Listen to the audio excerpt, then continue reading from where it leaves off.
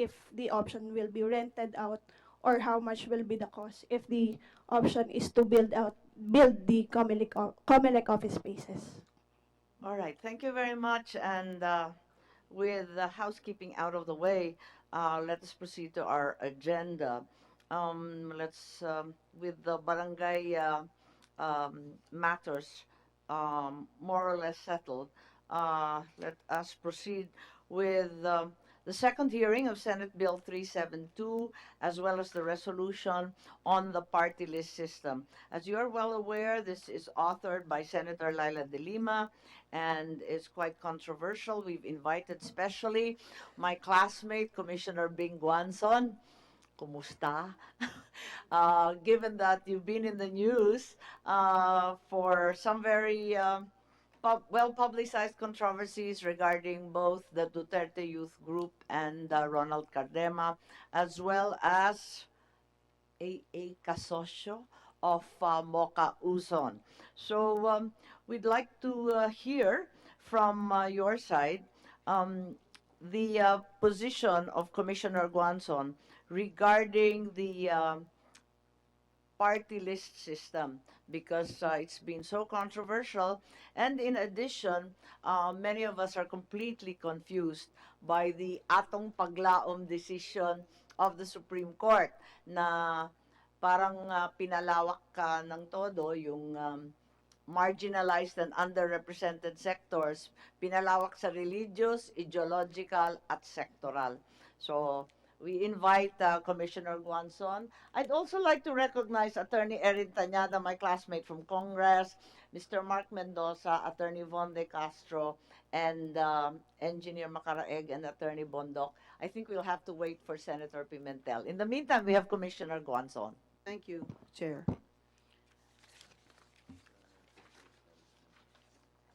I have a draft list of proposals for the chair and this committee on my proposed amendments to the party list system or the Party List Act. This, of course, does not bind my colleague, Commissioner Marlon Casquejo or the NBank. No, But, that's as I explained even at the first hearing, we are in the process of brainstorming, and I will Yes. not hold you to any of these Yes. positions. So I would like to submit this to the chair as my personal and professional recommendations. Please share with us the salient points, Yes, and yes, we will yes. read that Yes. very, very carefully. Well, the first is that the party list group should be prohibited from nominating any person who is related to any government official except barangay officials within the fourth degree of consanguinity or affinity.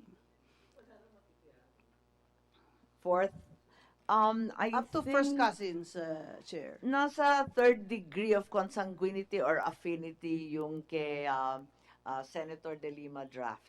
What are your thoughts? And then including everyone, basically mayor, vice mayor, governor, vice governor, district representative, party list representative, senator, vice, and president. Anong pong tingin ninyo? Fourth, Yes. consanguinity or affinity? Fourth degree of consanguinity or affinity, Your Honor, because that is the usual degree, even in disqualifications. So, I suggest up to fourth degree first cousins by affinity or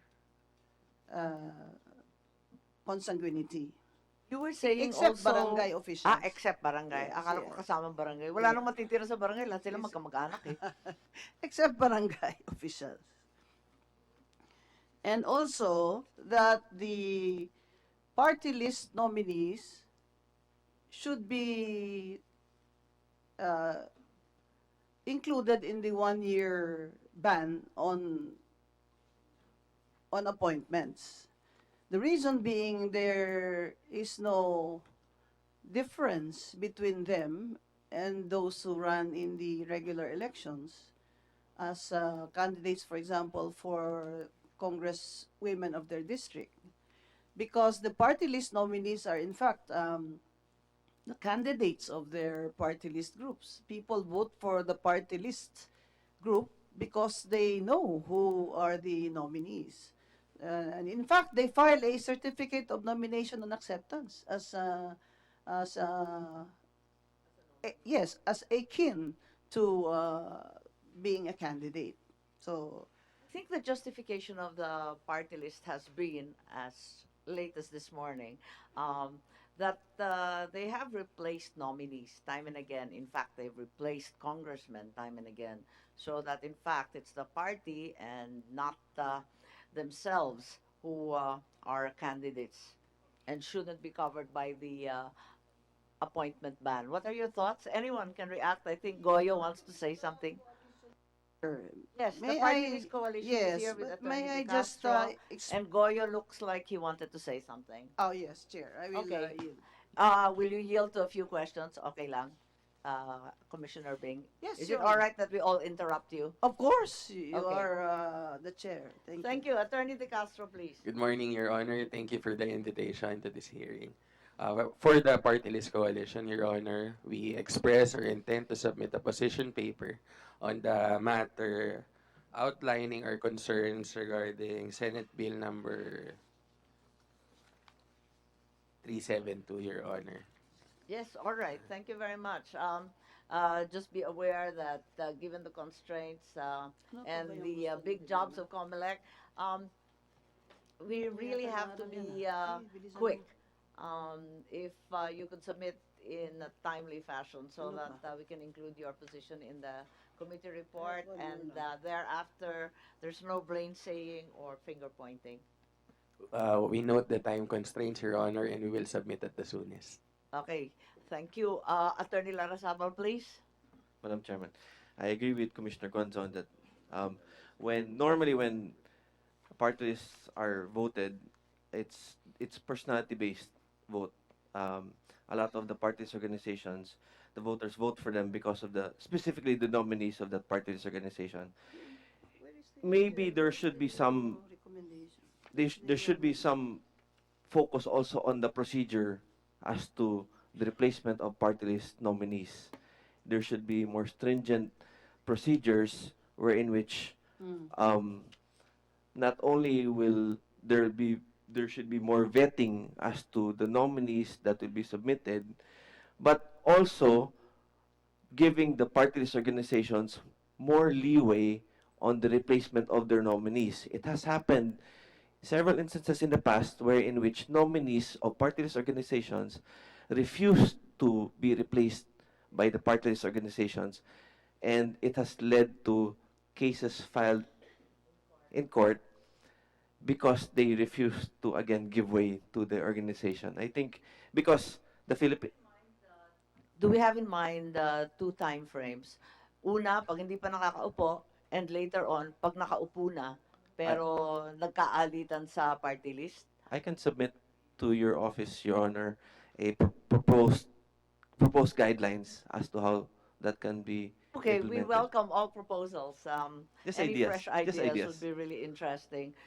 Yes, Commissioner Guanzon, I think you've had Chair, significant experience The in COMELEC this area. yes, thank you, Chair. The COMELEC is not without rules on this, and I would like to explain this because of the recent Cardema uh, accusations of bias against me. And I think former Commissioner Larazabal is aware of these rules. The party list nominees can can withdraw, replace, or change the order of their nominees only up to election day at the close of the polls. So that's May 13 up to 5 o'clock. It is not correct to say that the rule is they can change any time of the year. Anytime, even after, even if there's only 3 months left in their term. There is a law, the Party List Act, and our rules that say they can submit, Your Honor, they can change their list up to close of election day. Why? Because the people have a right to information. The people have a right to know who they are voting for. In fact, former Commissioner Lazabal said this is personality based. That is settled already in the case of COCOFED versus COMELEC in 2013. That the people have a right to information. That's why they are published. They're required to publish it before election day. Now, I am personally against the gaming of the party list rules. Because I'm sorry to say that in truth, a lot of party lists or some of them sell their seats. After they win, they change their um, representatives or nominees. They can only change, Your Honor, under the law and our minute resolution. In 2012, the COMELEC issued a minute resolution interpreting the Party List Act. They can only submit a new list, stop, if there is a vacancy as declared by the Speaker. Attorney Castro? As declared by the Speaker. It cannot be as declared by the COMELEC. Such as in the case of Marino, for example, when their representative after the election assumed office, yes, Gonzales assumed office, and in fact, I think for a few days held office, and then resigned. That is the only time when there is a vacancy if he is dropped from the rolls of the House of Representatives. Then the Speaker or the Secretary General attests, informs the COMELEC in writing that there is a vacancy. Now, if there's a vacancy, we go through their list. We go through their list because we are required to submit to the Speaker who are now going to be in the list, the next in the list. That's when they can submit that's when they can change their nominees or add to it if their list is already exhausted, Your Honor. So, for example, they have a vacancy, and then all of their nominees this list, resign. Commissioner, having been previously provided. Yes. Is that correct? Or This is the list upon that request? was previously published, Your Honor, published before the close election. of polls. Yes. So if they have a vacancy, and then what they do is they resign, or make them resign, or they agree to resign, then there is a vacancy, but there is no nominee. They can only resign if there is a vacancy already. They cannot just withdraw after May 13 because you can only submit nominees up to May 13, and they cannot change the order, and they cannot withdraw. That is in the rules, and that is also in the law. When there is a vacancy, Your Honor, the others can withdraw, as in the case of Marino, and then COMELEC will accept their new nominees. That is the only time we should accept their new nominees. And then that is now the list that we will send to the Speaker. Again, there must be a vacancy. The representative must have assumed office and then resigned or died or or withdrew. Yes, thank you, Madam Chair. Yes, thank you, Commissioner, and everyone is free to express themselves. I think there have been cases also when very little time has been left in the term, and a replacement of a party list representative is enjoined by the party list, allegedly, officially, due to differences in opinion and policy. What are your thoughts? Should there be an expiry date? Should there be a limitation to this right of the party list to replace the representative already sitting in Congress?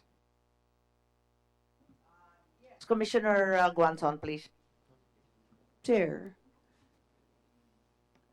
no matter that there is only 1 month left, say for example, Congressman Batucabe was murdered, then we go back to their list because they submitted a list. And that is the list that we will submit to Congress. However, again, since there is a vacancy due to the death or murder of a congressman, a party list representative, and those nominees that are in their list withdrew, they can then submit more nominees, which we will submit to the Speaker. Again, there must be a vacancy. Thank you. And Attorney Larrazabal, please. I'll include it in my In opinion po. your Yes, ma'am. paper. Yes, ma'am. Okay. Thank you very much. Are there other issues? I think there have been concerns about the atong maglaom expansion of the marginalized and underrepresented provision in the Constitution. Now, in fact, it's not marginalized and underrepresented only, but party lists can also be constituted for ideological, religious, and sectoral groups. Is that my proper reading of the ratio of this case? Do we understand, therefore, that party list representatives need not merely be from the marginalized and underrepresented sectors, or is it your notion, once again, a mere personal or professional opinion, that this is undue judicial legislation? For all intents and purposes, the Supreme Court decision is there. A party list can cover even sectors that are neither marginalized or underrepresented. Tama po ba yun? Yes, tama. Yun ang pagkabasa ko eh. Yes, please, Chair, I Commissioner think the Gonzon. decision says need not be, you know, need not be a part, right? Of they need not be. May I speak off the record? Yes, please. Yes. Off the record, I asked Senior Justice Carpio exactly what was the meaning of this decision. And this does not bind Senior Justice Carpio since it was just a casual conversation. He said that when that decision was written, the party list system was new. And so the intention was, right, as stated in that decision, there is no, I think, prohibition, Your Honor,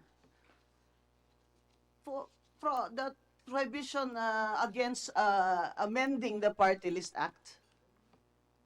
If Your Honor or this Congress will amend the But Party isn't this List Act, doesn't this involve the Constitution na? Kasi lumawak na eh.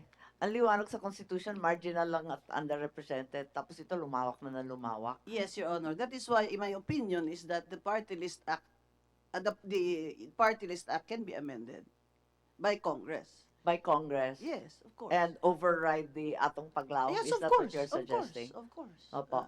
So, in your opinion, should we keep it to marginalized and underrepresented? Or like the Supreme Court said in that particular decision, which Senior Justice Carpio intimated should have been specific merely to that case, should it be expanded to sectoral, ideological, and religious groups?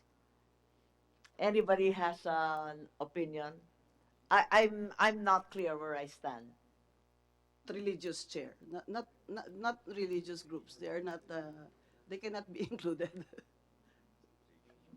Because of the separation of church and state. That's correct. Yeah, Pero but you mean religious based, yes, chair? Religious based. Yes. I'm trying to see. I'm looking for the. Yes, I seem to recall a mention of religious. It's religious based, is it? All right. As we know, there are some controversial party lists that are clearly religious based. As we know, there's Buhay and there's the JIL group. So, Sibak. What are your thoughts, given the very clear separation of church and state in our republic?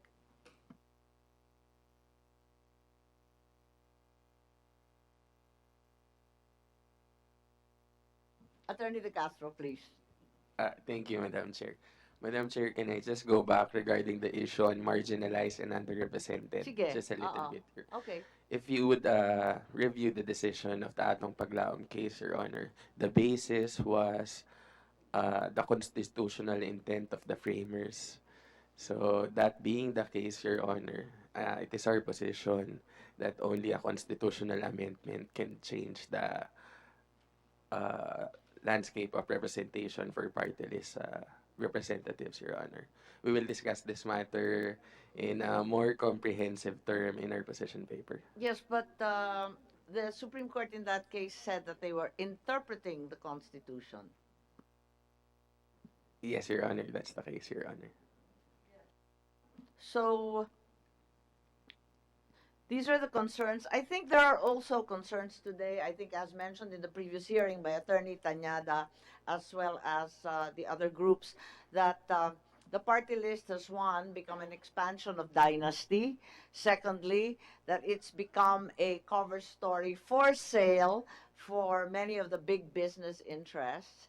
And that in many cases, it's also the legitimate face of subversive organizations, according to many of our security officials. Any thoughts on these further limitations?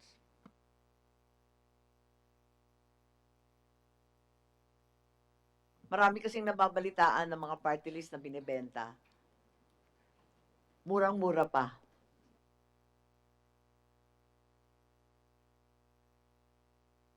Yes po, Commissioner Guanzon. The trouble with this interpretation, Attorney Castro, is that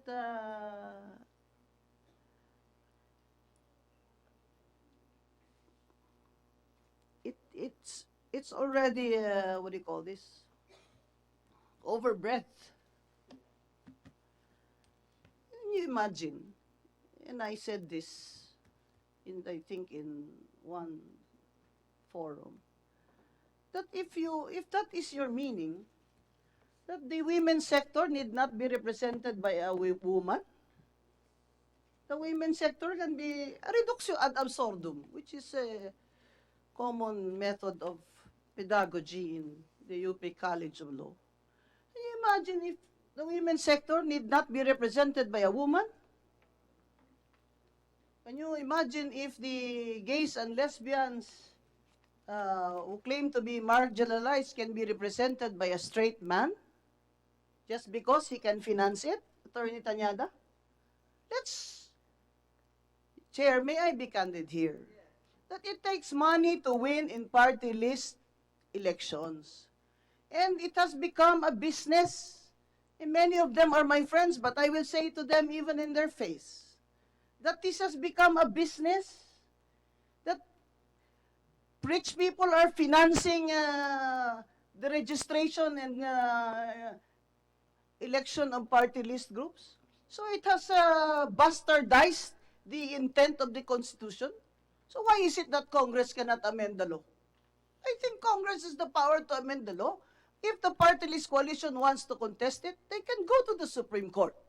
But in the meantime, if there is a law, the COMELEC will enforce that law. Your Honor, I strongly, personally, in my professional opinion, support these amendments to the Party List Act to reform and redirect the course of democracy in our country. Because this is no longer the intent of the Constitution. I think to say the least, it is absurd that you have a millionaire representing an urban poor group. Is it not? I think that the COMELEC should start, at the risk of being accused of adding to the requirements, should start requiring them to submit their SALN, Your Honor. In their certificate of nomination, I will propose to the Commission and Bank that the nominees will also submit their SALN. Even those that are already registered political parties, we can require them, Your Honor, because that is an administrative rule which we have the power to do under the Constitution. Thank you, Chair. Certainly, Commissioner Guanzon, the SALN can be required. However, given that they say that it's not a party list merely of the marginalized and the underrepresented, hindi ba makakalusot pa rin? Kasi sectoral naman daw. ideological naman daw. Hindi naman kinakailangan na mahihirap silang lahat. Pwede naman maging bilyonaryo. Yun ang problema kasi alam na natin yung argumento eh. Yes, Attorney Larrazabal and anyone else who's raising their hands, Attorney Larrazabal, Mr. Alvia, Mr. Casiple to follow. Thank you. Goyo, please. There are many ways to skin a cat, right? One of the things that a lot of people have complained is um, there appears to be, like Commissioner Guanzon said, some nominees who might have slipped through the cracks, no? And one of the things that can be done is um, vet the nominees of the How part. about vetting the party list first? But Right? the vetting of the party list, Chairman, how do if a party list organization has already been registered and is existing, how do you take away their accreditation? So you're stuck with having them have the. To Commissioner Casquejo and Commissioner Guanzon, There has to be once they've been registered, it's very difficult to disqualify them. you have to file a thereafter. case to take away their accreditation. You can cancel pa rin. It's Yes. happened, di ba? Yes, but you have to file a case to cancel the registration. That's right. That's what we know. So, yeah, so Pero kaso lang sa COMELEC, hindi naman pupunta sa korte. Indulgence of Attorney Larrazabal. All party list groups, although registered, are still subject to cancellation if there is a petition in the COMELEC. In fact, Chair, I was informed that there is a petition to cancel the registration of Duterte Youth this week. Oh dear. Okay, so the drama doesn't end. Attorney Larrazabal, please continue. yes, you can cancel the registration, but one of the things that can also be done is to vet the nominees that will be submitted by the various political party participating in the elections. The rule is that about a year before the elections, the party list organizations have to file the petition or manifestation to participate in the upcoming elections. And the nominees of the political party, the party list organizations have to submit their nominees within the period for the filing of COCs. That's October. So, That's right. But it appears that almost anyone can claim to be a bona fide member of Yes. the party list. Is it that easy or are there rules prevailing? there are procedures naman, ma'am, and I'm sure Commissioner Gonzon and Commissioner Casquejo can elaborate on Perhaps this. in addition to the SALN, we can further qualify these conditions. Yes, ma'am, but Chairman, I think one of the things that can be done as a just things that can be done is to vet the nominees because it appears that there have been some nominees that slip through the cracks. And if you have a longer vetting process of the nominees of the different party organizations, you will have more quality nominees, I guess. So focus on the vetting process, possibly make it longer, or possibly require the party list organizations to submit their nominees earlier. Is the COMELEC actually capable of such due diligence on these so-called bona fide members or non-bona fide members? Kaya ba ng COMELEC niyan? Chair, their track record that we require in the rules is 1 year before registration. As Attorney Larrazabal said, I propose to make it 3 years in my list of proposals. But I think that is also in the bill of Senator De Lima. I agree with that bill. Because they can just easily manufacture proof of track record if it's only 1 year, right? So, but if it's 3 years, then when we ask people on the ground, they would know if they really are active in, let's say, Malolos, as they say, they have headquarters in Malolos.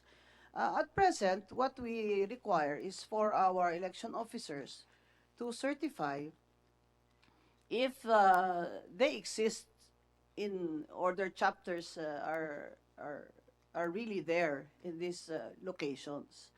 And then we check before we register them, since this is quasi, in fact, one of our functions, the petition for registration is heard publicly. There is a publication and there is a hearing. We check their list of members. In fact, they are required to submit their list of members. So, the COMELEC does conduct due diligence before registration. But if the law is amended to require 3 years, then it is easier for COMELEC to That's right. ascertain their authenticity and performance. So you think a 3-year increase would improve things? Attorney Larrazabal, Mr. Alvia. I think you have to have a. I think I'll just include that in my opinion now, but I can elaborate on that matter. Yes, in But- addition, if you recall, Commissioner Guanzon and Goyo and the rest, apropos of that, I think for elections of electrical co-ops, another venue for wannabe politicians, na obliga yung co-op na i-require na mag-attend sila ng 2 previous meetings. Kasi ang Yeah. daming pumapasok, hindi naman pala active member at all. Pero nagiging presidente. So, eto nga, I don't know if the active membership can also be manifested like the electric co-ops with attendance in consecutive meetings. It can be, and generally in many instances, yes, ma'am. In many instances, the nominees are usually the founders of the party list organizations. So there are officers.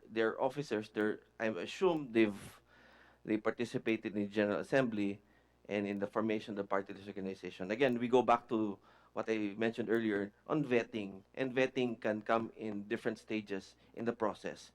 Vetting in the accreditation of party list, vetting in the submission of the nominees. It's a holistic approach to solving the problem, Chairman. Thank you. Mr. Alvia, please, from NAMPREL, ma'am. NAMPREL. Yes, ma'am. Well, NAMPREL has noticed, and NAMPREL shares the sentiments and observations of our election officials, no, with regards to the party list. Early on, of course, we realized that the party list had a noble intent, but the Paglaom case, or at least the decision on the Paglaom case, opened the floodgates, no, to people to take advantage, no, of the situation. The Paglaom decision, unfortunately, define, no, the parameters and the boundaries of where people could exploit the loopholes, no, based on that decision. It was contrary probably to the intent of the decision of interpretation by the Supreme Court, but it's unfortunate that it happened that way. No, we easily adapt to situations, no, for our own benefit. No, so unfortunately that was the case. Now in this case, no, what could be done? And I agree with a lot of suggestions being made right now. One is we see that the party list discussions and debates should also be should not be a one-off or even seen as an independent reform measure, but it has to be included also in the Political Party Development Act. No, the party list should be Yes, clearly we've Yes. already Correct, we've yeah. already started talking Correct, about yeah. putting an anti-dynasty Correct. provision even in Yes. this Because- party list Yes, act. it's being seen again. The party list is being seen as a backdoor, no, towards towards gaining a seat, no, or power, no. Another is that it's easier, no. The requirements are less stringent, no. There are repertorial requirements that are even absent from a party list that is being imposed on a regular political party. At the same time, also we agree that the length of reporting should be increased to probably 3 years or more, but it also has to be periodic, regular, no? Then Oh, COMELEC okay, 3 years and and periodic. then periodic. And COMELEC can review even if the party members Para sigurado COMELEC ka na talagang active member. Yes, then and COMELEC can probably review to a certain detail and scrutinize even the bona fides of the members and even sources of contributions, no, of the party Sources of list. Correct. contributions. Di ba may saucer rin naman ang party list? Yes. It does, Mm. Chairman. But Pero we in would what way request, would you require additional uh, information? unfortunately with the SOSE, you only submit it after, 30 days after the elections. No, but we would again, no, request if one can consider uh, the party list or even candidates, no, filing their financial statements the year prior to the filing or even earlier. So at least we can identify if they took advantage of the situation when they filed for their candidacy. Madam I Chairman. see. Yes, there's- Attorney Laura Sabal, if Mr. Alvia will allow. Yeah. Thank you. It's, Yes, madam. it would be difficult to require submission of financial reports prior to their filing of their application for accreditation. What can be done, an idea is they are required by COMELEC to submit regular reports. COMELEC has in the past required political parties to submit updated um, list of officers, updated list of members. They can do so also with the party list organizations that are accredited by them. So, if, like I mentioned, if they can require political parties to submit regular reports, they can also require party list organizations to submit. Okay, Mr. Casiple, would you like to add anything? Well, this is not actually about the dilemma bill because it's a very specific amendment. But this is about actually the whole concept of the party list. Because we have a very unique system. It's the only one in the world where you have party list groups that are a separate group from regular political parties. In other countries, the system which they call the list PR system, that's the more general term, it's the political parties who are participating in that particular type of elections. Having said that, Madam Chair, that I think is the source of many of the problems of the system because we don't have uh, regular parties participating in the party list elections. We have a situation where politicians in the regular parties or even independent politicians can actually organize party list groups, which became an additional source of political power. In this case, the system has been abused.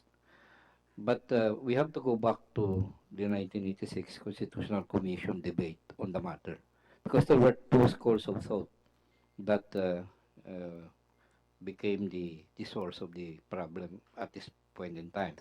One school of thought said that this is a list PR system, list proportional representation system. The other school of thought is that it should be reserved for marginalized and underrepresented sectors. What you see in the Constitution, Madam Chair, is basically an accommodation because what actually voted upon in the Constitutional Commission was the list PR system. But then it allowed for 3 terms by appointing sectoral representatives to prepare them for the list PR system. Meaning, the question of reserved seats was defeated in that Constitutional Commission. That's why the first election was in 1998 because that was the end of that 3-term period where sectoral groups, basic sectors, should have prepared themselves to participate in regular elections. So the problem, Madam Chair, is that one, you separated the party system from the regular political party system. The second problem there is this up to now it's not been actually decided and the party list law added to the confusion in that it accommodated the reserve seats frame, meaning the marginalized and underrepresented sector are still being considered as for the party list. Madam Chair, our own position is that if we really want an exclusive access to the party list uh, um, system for the marginalized and underrepresented, it should have been a reserved seat system that should have been in the Constitution, but it is not. And that's where the problem lies. The party list law, I think, and the Supreme Court decision in Paglaom, in Atong Paglaom, I think is correct in that it allows for a much broader participation. But it did not solve the problem of having two sets of political parties or political groups. I think that is still able. Failing an amendment of the Yeah. Constitution, what do you recommend? Well, short of that is the amendments to the party list law. And I think the Supreme Court decision can be used as a guide. One, our own position there is that the dichotomy between party list groups and political parties should be done away with. In fact, in 1995, we were still part of that process in passage of that law. It was stipulated then as part of the compromise that the five major parties, after one election, should have been allowed to participate in the party list elections.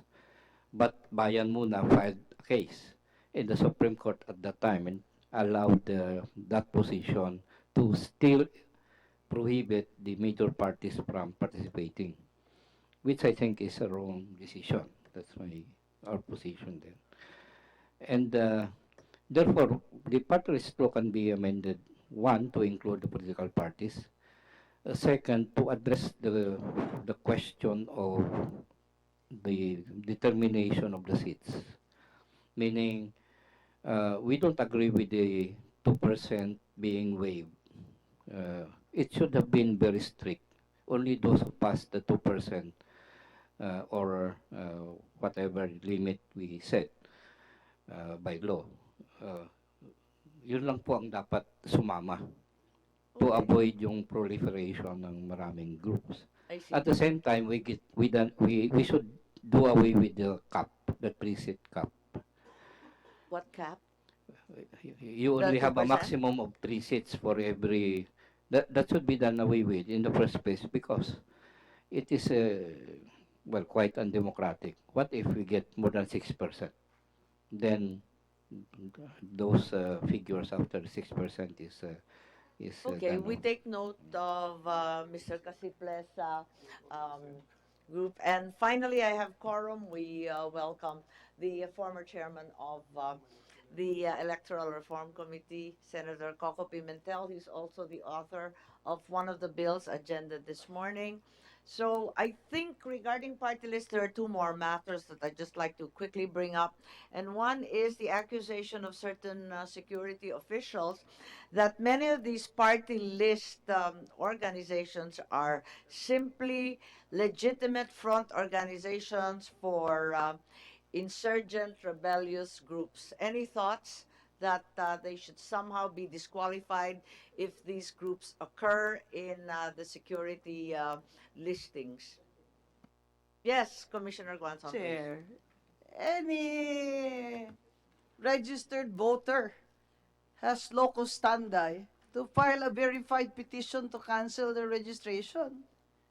If some people believe that Some of our Bayan security muna advisors, is some of a- our security advisors want them disqualified from the beginning. well, they're already registered, Your Honor. We can only cancel them by petition, and that has to be heard. They cannot just tell us to cancel registration. They are already registered party list groups. They have So- been voted by the people for so many years already. They're invited to cancel through Well, any- the recognized COMELEC process. Yes, Your Honor, any registered voter. But what I object to is the red scare. The red scare that it is creating. That is what I am concerned, worried about. We live in a democratic country. In fact, in my opinion,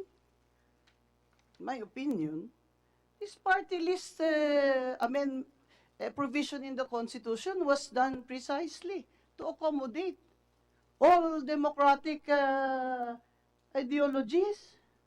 In fact, to accommodate some people or groups that are to the left of center or to the left.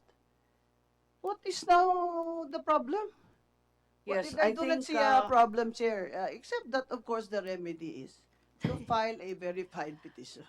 I I agree with Commissioner Vinguanzon. I have read in the transcript that the option of the party list should remain open to all ideological groups in order to give them legitimate venue for their sentiments as well as their beliefs, rather than pushing them towards violent rebellion. And I think that was very clear cut in the transcript. One last item. I think there has also been some discussion about regional party lists when, in fact, there are already geographically based district representatives. Any thoughts? Is this a repetition? Is this surplusage and unnecessary or somehow contradictory? Any thoughts? I will not hold you, like I said earlier, to these positions, but instead, let's just consider this a matter of brainstorming as these issues are contentious and complicated. Anong tingin ninyo sa Ako Bicol, Anwaray, Tingog, Amyanan, Agbyag? Ang dami na po natin regional party list. Ano sa tingin ninyo ang issue rito? Opo, yes, Senator Coco. Pero hindi lang po yun na dahil sa pangalan ng party list. Ang ibang parties kumukuha lang talaga sa isang lugar din eh. So even if they're not named after the place, they're actually also a regional party list group eh. Yes, I agree with that observation. Absolutely. Even if the name appears to invoke an advocacy, the truth is they derive their votes from one corner of the universe. Ano sa palagay ninyo yung ganon? Yes, Attorney Larrazabal seems to have an opinion. There are basically two types of registration for the party list organizations. There's a national and regional. So there are several organizations who have registered a regional party list organization with a specific advocacy. However, there have been some party list organizations with a political background with no specific advocacy but just registered as a political party that later on converts itself to a party list organization. They can file a regional political party participating in the party list elections, can file and can field candidates for other positions, mayor, vice mayor, governor, etc., within the region. However, they are prohibited from issuing a CONA for district representatives. So that's a prohibition there. So a political party converting itself to a party list organization can field candidates for other positions except for district representatives. And obviously for national they cannot. So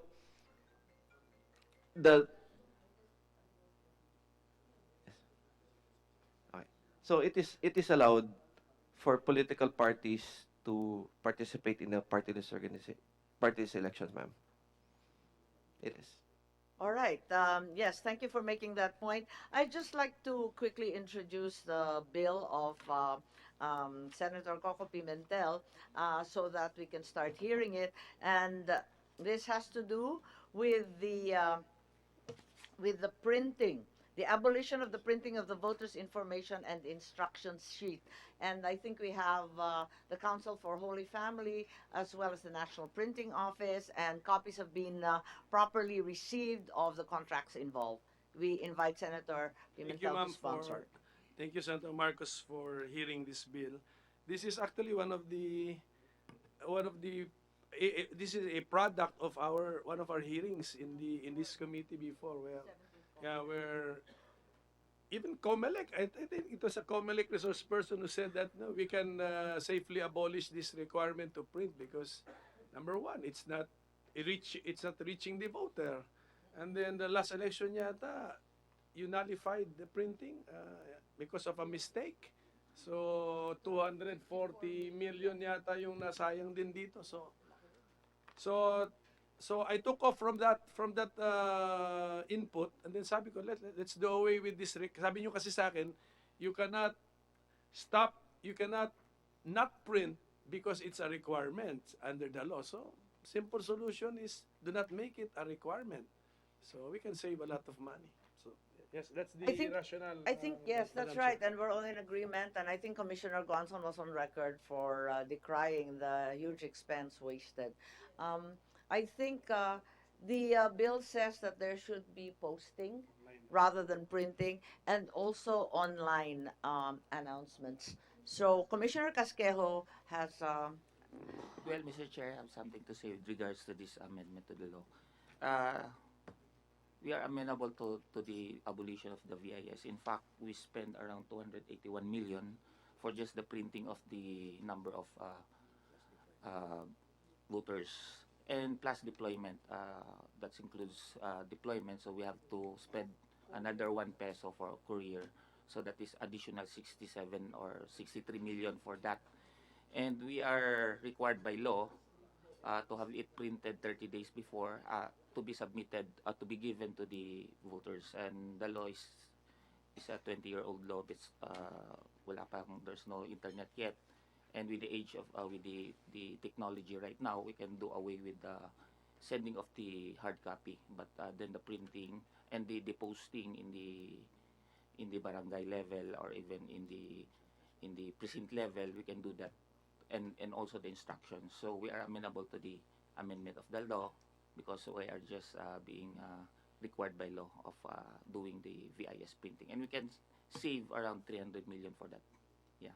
Okay, so to reiterate, the abolition of the printing of the voters' information and instruction sheet can be quickly abolished as far as the COMELEC is concerned, but in accordance with the bill of Senator Pimentel. May I just suggest that in addition to the online posting, that we can actually post it also, physically post it in the voting centers, as Commissioner Casquejo mentioned. And also, there is a public information requirement from broadcast media. Perhaps from time to time, we can sneak in a few of these announcements as well. I think there's 2 minutes a day given to public information announcements such as these. Senator Kasi Coco Pimentel. meron yata dito part yung how to vote, di ba? How to cast your vote. So pwede daanin na sa mass media yon.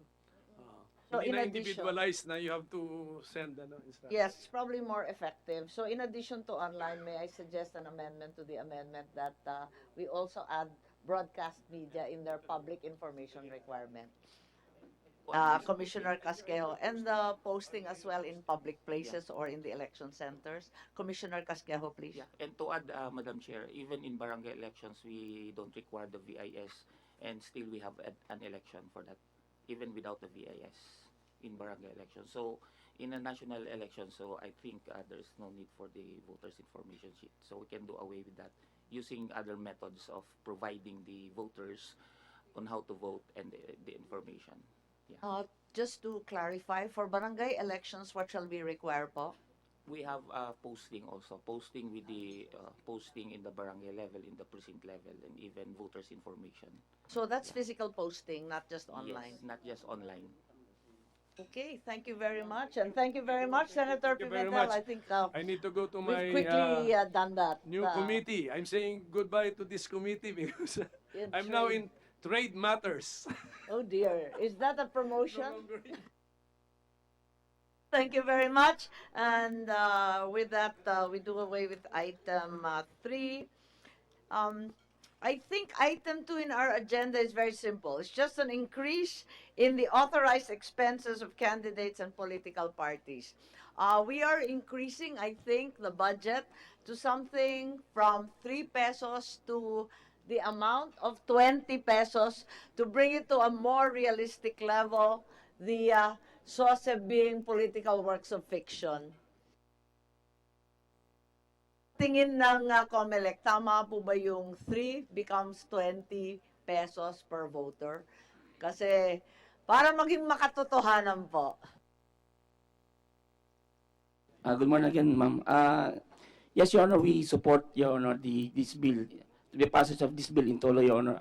I think this is based on the recent consumer price index Yes, that's from... correct. I Yes, Your think Honor. we got inflationary rates and BSP rates, but it's a huge jump. Hindi ba magrereklamo napakalaki ng itataas? No, no, Your Honor, in the previous committee, Your Honor, chaired by Senator De Lima, Your Honor, we submitted there on our legal opinion of the commission regarding the increase of the allowable expenses from 1 pesos to 20 pesos, Your Honor. I think this is realistically based on the consumer price index.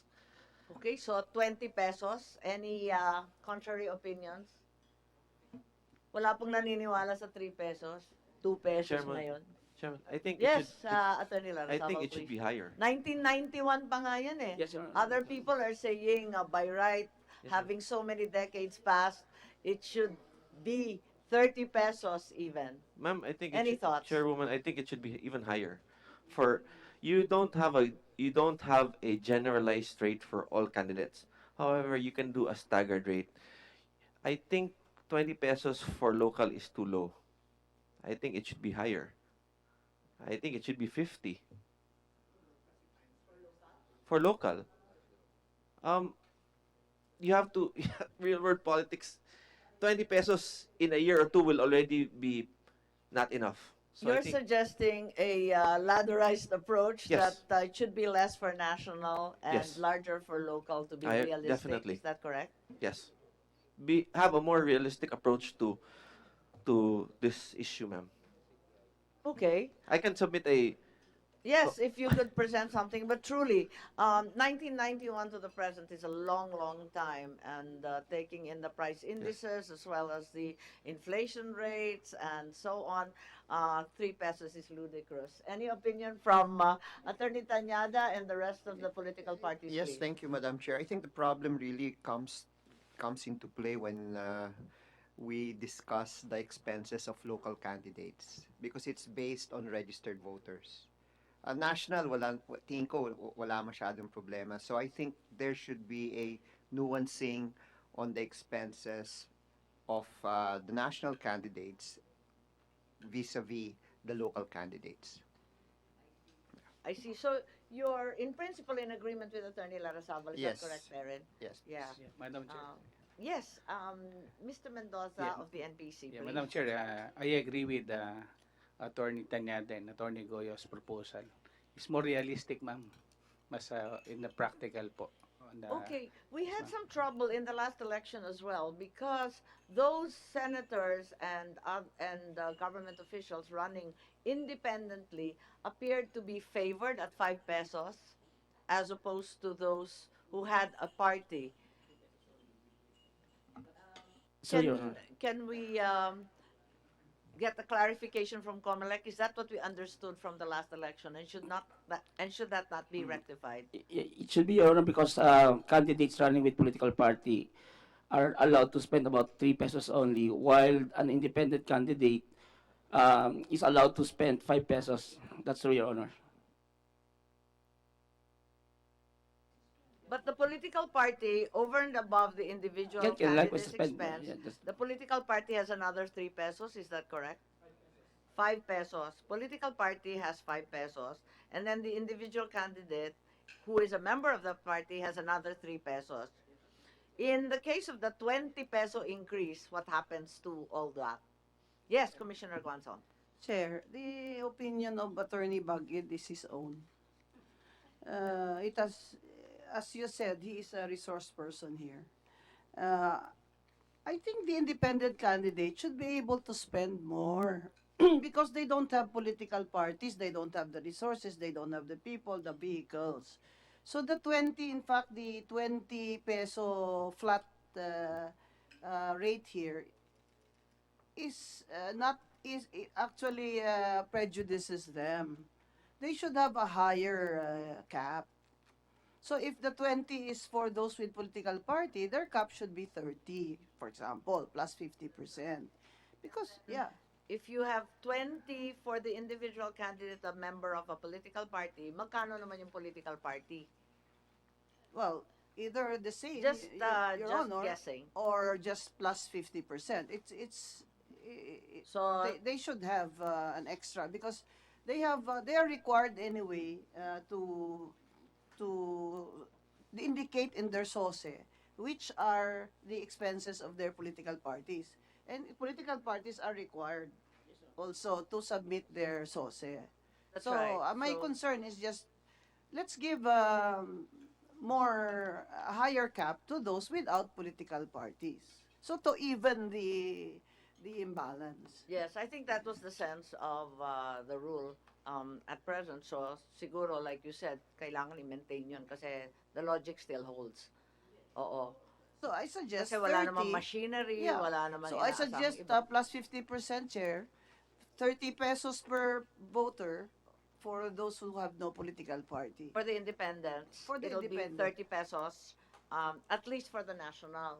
Tapos, sa lokal, ay sa national pa rin, for members of political parties, the candidate has 20 pesos plus an extra 10 pesos for the political party Yes. o baliktad? Madam Chairman, I think Yes, for local, I think 50 is a more realistic amount. okay. Yes.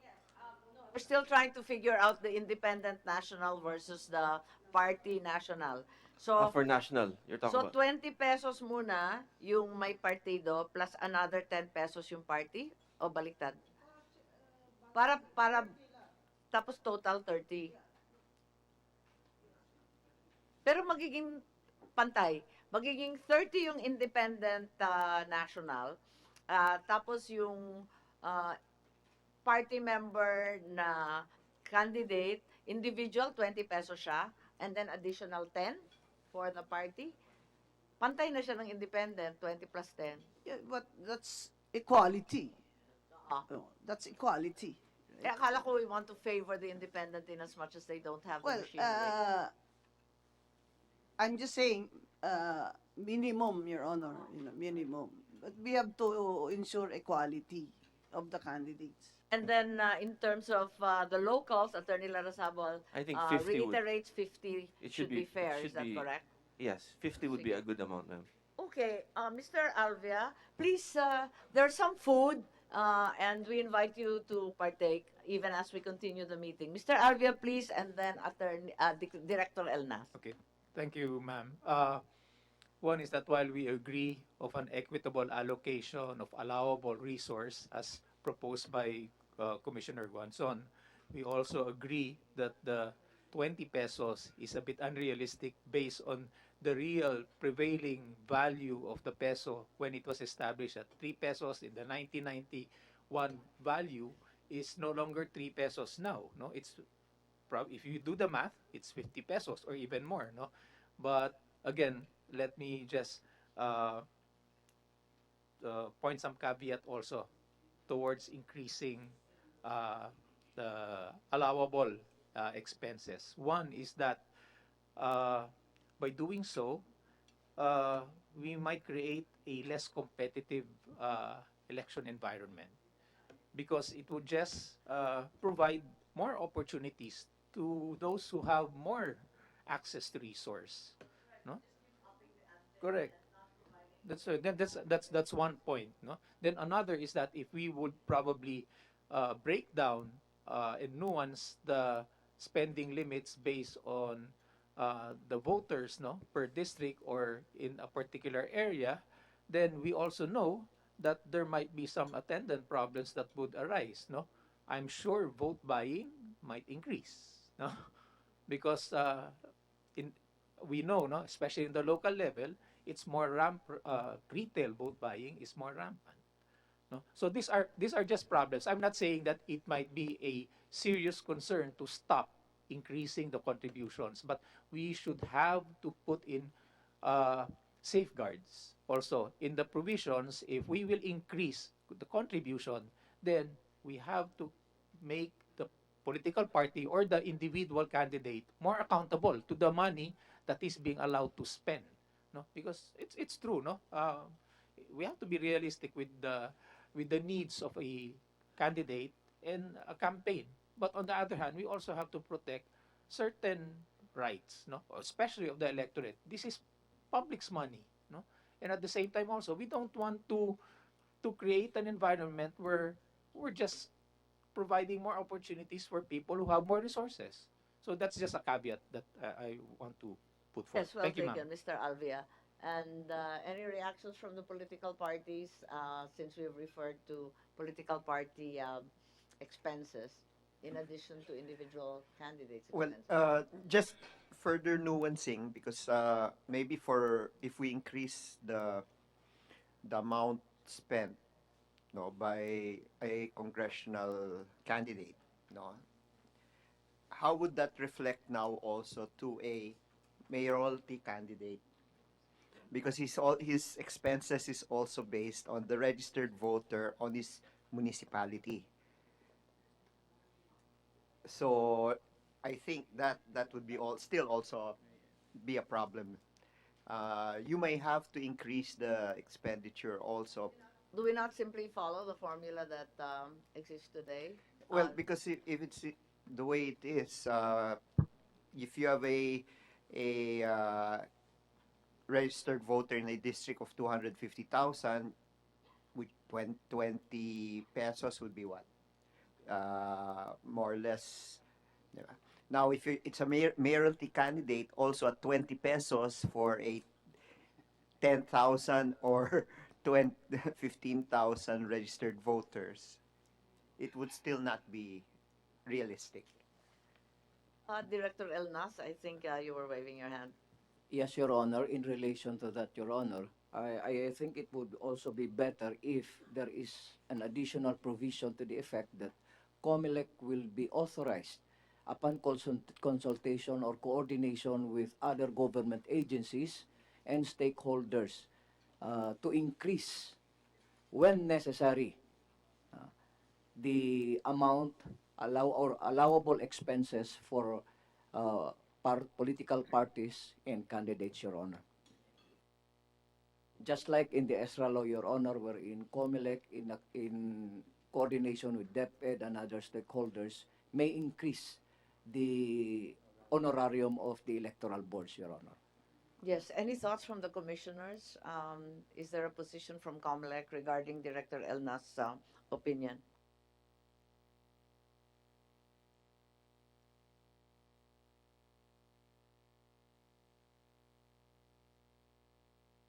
Yes, Your Honor. With this increase, then I think 20 years from now, things will be different. So we will discuss it again. So to do away with that, Just COMELEC endow COMELEC with the power to increase the spending cap to realistic levels whenever they see fit. Is that correct? Yes, Your Honor, in coordination with other government agencies like the NEDA, the Finance Department, political parties, and other stakeholders, Your Honor, to be realistic when there is a need to increase the allowable expenses, Your Honor. Well, that's certainly more flexible, although as we've seen, the national wage boards haven't been that flexible with the minimum wage. Any thoughts? Would the Commission on Election prefer that the power to increase allowable expenses be transferred to COMELEC instead of requiring a law at each and every turn? Well, Madam Chair. Yes, Commissioner Marlon, please. Personally, I agree with that. Just like in the ESRA law, we are given the leeway to increase the honorarium based on the after 3 years. So in increasing the source, the allowable expenses, so it might be feasible for the COMELEC with, of course, with the other stakeholders, with the consultation of other stakeholders, and what is the allowed in that particular year. Maybe after 3 years thereafter, then we can reevaluate again what is the possible or the necessary number amount. Okay, Yeah. Commissioner Casquejo, the committee is certainly open to that. And if you could go back to the rest of the commissioners and convert that into a formal position, I will consider it. Yes, Madam Chair. Hey, thanks. Please carry on with lunch. And we only have one more matter. I think we have the Senate bill of Senator Kiko Pangilinan regarding the identification of the dominant minority party, that they should actually be opposition parties as opposed to be in coalition or in tandem or parallel organizations of the majority parties. Are there any thoughts, perhaps? Attorney Tanyada probably has the best view on this. Yes, thank you, Madam Chair. The wheel is round, as they say, and I think to protect parties that are not aligned with the party in power in any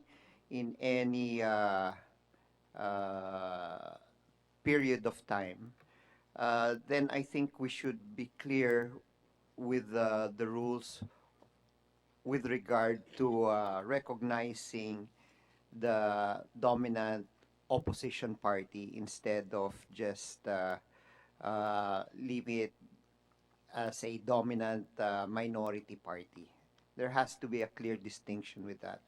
And I think the bill of Senator Kiko Pangilinan would protect uh, would protect any political party in the opposition whenever the time is is needed. So I think that clarification should be made so that not one party aligned with the administration can automatically claim the position as dominant minority party.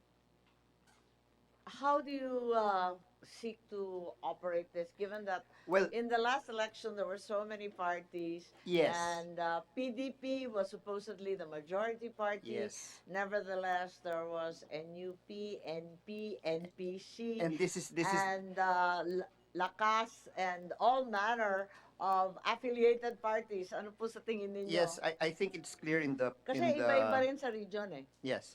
I think it is clear with the bill of Senator Kiko Pangilinan.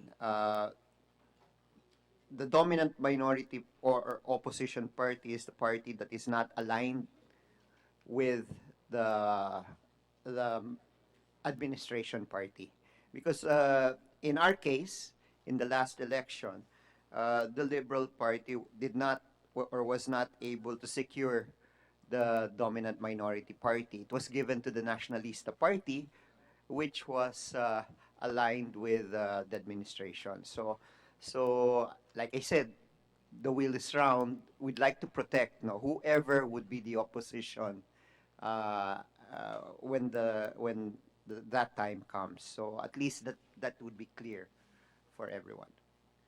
Yes, Commissioner Guanzon, what are the thoughts of the COMELEC? Unfortunately, this goes right back to the opinion of Mr. Casiple earlier that our political party system is hopelessly weak. So, Commissioner Guanzon, please. Thank you, Chair.